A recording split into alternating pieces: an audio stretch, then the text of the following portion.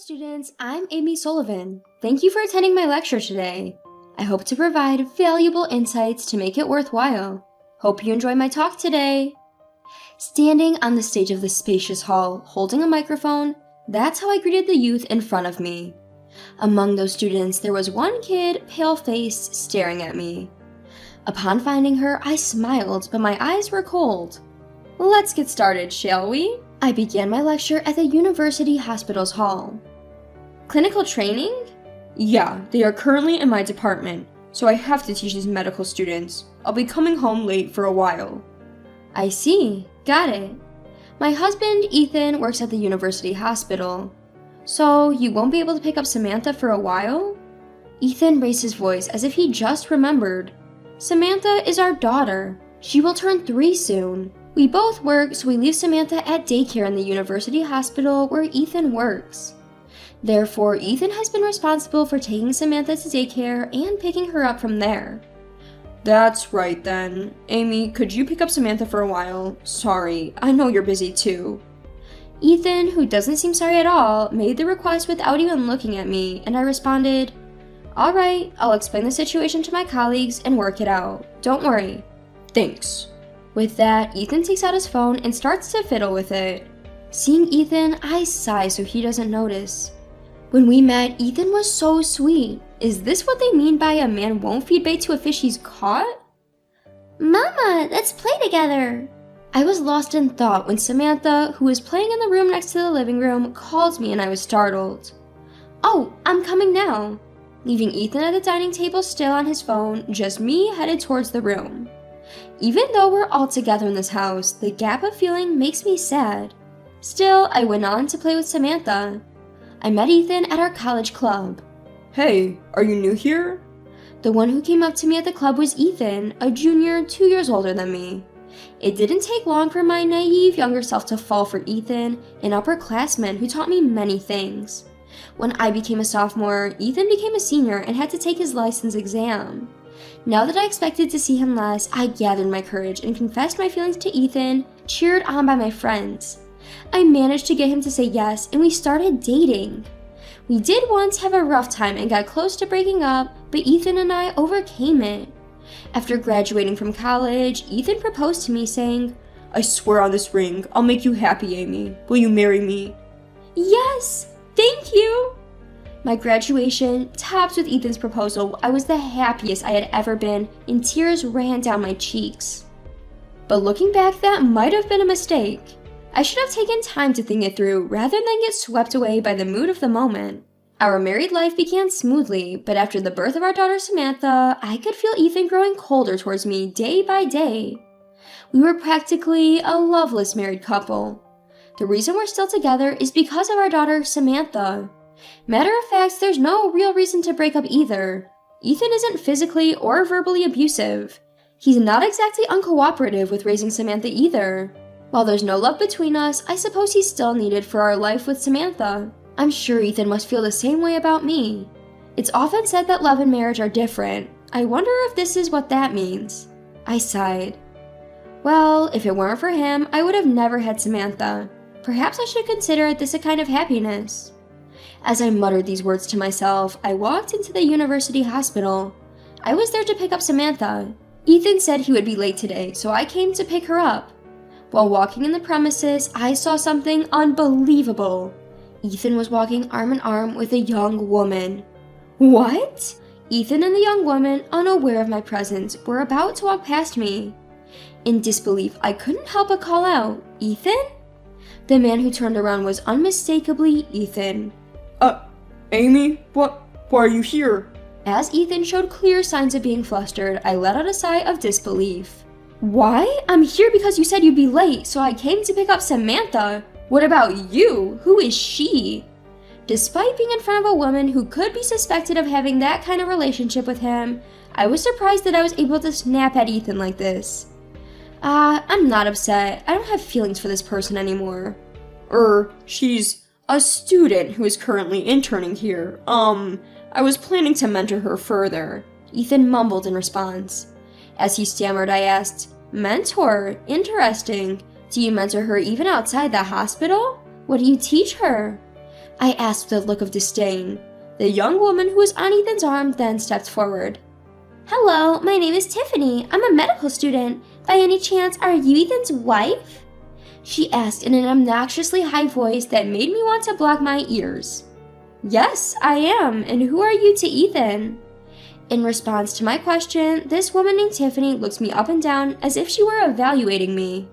Then she snorted in a mocking laugh. I'm Ethan's girlfriend. It's funny that an old woman like you is Ethan's wife. It's such a mismatch. As Tiffany bluntly said that to me, his wife, Ethan started to look flustered. Stop it. No, Ethan, you have to let her know. You're an outstanding surgeon earning $100 million a year. Unlike this unemployed old woman, I'm going to be like you one day, so this old woman stands no chance. As Tiffany provocatively addressed me, Ethan exclaimed, Stop it, and pulled Tiffany away from me. Can you please go home for today? Not seeming to care about Ethan's situation, Tiffany pouted. Why? What's wrong? I need to explain things to my wife. See you another time. Fine, but you better explain that you're breaking up with your wife to be with me. See you tomorrow, Dr. Ethan. With that, she kissed Ethan on the cheek, waved goodbye, and left the scene. As she passed me, she brought her mouth close to my ear and said, Oh, by the way, about what he's teaching me freaky things, ha. Tiffany's words, spoken with a tone that seemed to end in a heart shape, sent shivers of disgust down my spine. Please have a good talk with Ethan, ma'am. After Tiffany left, I pasted on a mask of a smile and muttered in front of frozen Ethan. She's got some nerve. In the end, Ethan and I together went to pick up our daughter Samantha, and we three went home together. It would probably be the last time we would go home as a family. We haven't made any decisions yet about the matter and agreed to discuss it after we get through with our busy schedule. Ethan acted unusually kind, as if he wanted to regain my trust even for a short while. He was just like when we were dating. But at this point, even if you act that way, my heart won't be moved anymore. Today marks the end of it all. I declared so with determination. Just then, I heard a voice of an MC from the stage. Next, we would like to invite Dr. Amy Sullivan from our affiliated hospital's neurosurgery department to deliver a speech, advice to aspiring medical students. Dr. Sullivan, please. As my name was called, I ascended the stage. In front of me were seats filled with great numbers of young people, and scattered around were a few older individuals as well. I took the mic positioned in the middle of the podium and began to look around. Hello students, I'm Amy Sullivan. Thank you all for coming today. I will make this lecture as meaningful and insightful as possible. I addressed the young crowd in front of me. Among these young people, there was just one who was staring at me with an astonished look on her face. It was Tiffany. Despite my cold gaze, I kept a smile on my face and began my talk in the university hall. Shall we get started then? Is everyone ready? As you can see, a doctor is an extremely demanding profession. One of the perks of being a doctor, I would say, really is our high salary. Everyone started murmuring upon hearing my frank opinion. I mean, I'm sure that's something we all want to know anyway. The annual income of a doctor varies depending on your field, but for neurosurgery, which I specialize in, it's about $100 million. Just kidding! The crowd laughed at my joke. In the midst of this, Tiffany, even knowing that I am a doctor, remained calm and listened without causing a commotion. I hope she continues to listen to the truth. Well, of course, it won't go as high as $100 million, but a good amount might be around $1.5 million. Neurosurgery probably pays the highest among surgeons. An income of $1.5 million is something you won't see unless you're a popular YouTuber or a celebrity. Impressed exclamations rise from the young crowd. Why I mention this? One of the reasons is that I thought that young people would be interested, but the main reason is Tiffany's words. The first time I met Tiffany, she told me, Ethan, you're a genius surgeon who earns $100 million a year, unlike a jobless old woman like her. The reason I brought up our salary was because I wanted to let her know the truth. I took a deep breath and continued my talk. As you can see, while being a doctor may bring a high salary and seem like a dream job, you have to carry the weight of people's lives. It is a great responsibility. I believe the reason for a high salary is right there. If you are not prepared for that, you are not qualified to be a doctor. I stared straight at Tiffany. Lastly, a doctor is someone who saves lives. But even us doctors are human beings, subject to being lured by various temptations. Yet, if I were a patient, I'd want the doctor standing in front of me at that moment to be an individual of integrity. I hope that each and every one of you can become such a doctor. My words left the auditorium in silence. After a moment, a slow ripple of applause began, which soon turned into a standing ovation. Whether my words reached Tiffany or not, it's safe to say that this lecture was a success. I bowed politely and left the stage. Then I headed somewhere. Excuse me. When I opened the door of the lab, which had a plate that read Neuroscience, a man in his 60s sitting on the couch greeted me. Ah, I've been waiting for you, Amy. Your lecture was splendid. Just fulfilling your request. Thank you for inviting me to give me a lecture, Professor Johnson. Professor Johnson, the man addressed, smiled and looked at Ethan and Tiffany sitting on the opposite couch. Well, it was a really great lecture, wasn't it? Right? Ethan? Tiffany? Ethan and Tiffany, not smiling even a little, were sitting rigidly. Why were these two in Professor Johnson's lab? It's because I had asked them to come. I asked Ethan to come to Professor Johnson's lab with Tiffany because there was something important to discuss. So, you guys are getting a divorce? What a shame. Professor Johnson commented with a faux troubled laugh, though his eyes did not smile. Taken aback, Ethan exclaimed, Divorce? I didn't hear anything about that. Please, Amy, I don't want to break up. Tiffany retorted to Ethan's plea. What? Why? You're going to break up with her and date me, right? Watching these two, I sighed. Even after hearing my lecture, has it not clicked? I'm a surgeon, not jobless. Tiffany started to laugh at my words. Are you still holding a grudge for me calling you jobless? Sorry, but you make $1.5 million a year, right? Ethan is an outstanding surgeon who earns $100 million. Thank you for letting go of such a husband. Really, thank you. My head began to ache at Tiffany's remarks, and I held my head with my hand.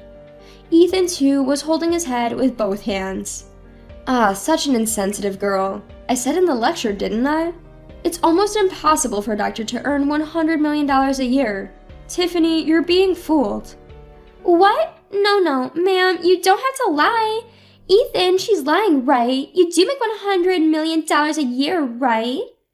Tiffany's smile began to fade from her face. Why don't you tell her the truth? At my prompt, Ethan finally began to speak hesitantly.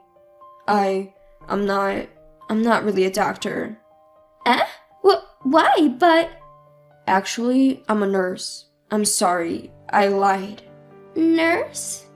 Upon hearing this, Tiffany's face showed a moment of confusion before slowly morphing into a look of anger as she finally grasped what Ethan said. What? So you're far lower than a doctor? You fooled me! You're the worst! I'm sorry. I just wanted to have a bit of fun with you. Tiffany, I'm really sorry. The truth is, I've only ever loved Amy. But ever since our daughter was born, you've been neglecting me, and I felt lonely. As the two were wailing, I made a face of disbelief. Miss Kelly, being a nurse is also an honorable profession. Withdraw your disrespectful statement. You are also awful for seducing a married man and making fun of his profession. And you, Ethan, do you remember making the same excuse before? That's right, this wasn't Ethan's first time cheating. He's also done it once before. The crisis that had once brought us to the brink of separation was because of that one time he cheated before. When I was busy studying for my MCAT, Ethan cheated, using that as an excuse. I've only ever loved you, Amy, but since you've been so busy studying, I felt lonely, he said. At that time, I thought I was partly to blame and forgave him because it was a one-time mistake. We promised it wouldn't happen again. What a shame, I told you, didn't I? Ethan, pleading with me not to leave him, was met with my scornful gaze. I told you there won't be a second time. I placed the divorce papers on the table. My part is filled out, you should write yours. I had Professor Johnson act as a witness. I'm sorry for causing a scene, Professor Johnson. No, it's fine. If that's the case, it would be wrong for the two of you to remain in the same workplace. Ethan, as your superior, I will have you transfer, and Tiffany, you being a student, I will suspend your clinical practice. At Professor Johnson's words, Ethan and Tiffany's faces were filled with despair. No, not that. It's only mostly women in nursing. I knew what Ethan was trying to say. Women love to gossip. If both Ethan and Tiffany suddenly disappeared, a rumor would go around, and usually those rumors would be right on the mark. It would undoubtedly make it uncomfortable for him to stay at his workplace. Stop my clinical practice! What about my credits? Clinical practicum is a mandatory subject to become a doctor. If they can't earn those credits, it would mean, in effect, they'd have to repeat a year. But their fate doesn't concern me in the least. Looking at them, I couldn't help but give a bright smile. I absolutely despise liars who can't keep their promises. And so, my married life with Ethan ended abruptly in the worst possible way. Thank you for your cooperation, Professor Johnson. With that, Professor Johnson gave a wry smile. I never thought I'd be a witness to your divorce after being the matchmaker for your marriage. I'm sorry, Professor Johnson. I failed to live up to your expectations. Yes, indeed. Professor Johnson was our matchmaker when Ethan and I got married. Deciding on the divorce, I called Ethan and Tiffany to report Professor Johnson about it. If that's what you've decided on, I won't say anything. By the way, it's been 5 years since your assignment. Don't you think it's about time you come back to the university hospital?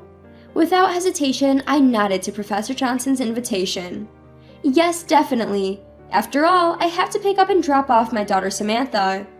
Speaking of pickup, isn't it about time? Upon Professor Johnson's question, I hastily checked my watch. Oh no, it's already this late? I gotta get going. See you, Professor Johnson. Seeing me rush out of the lab, Professor Johnson chuckled to himself. A mother's duty never ends, huh?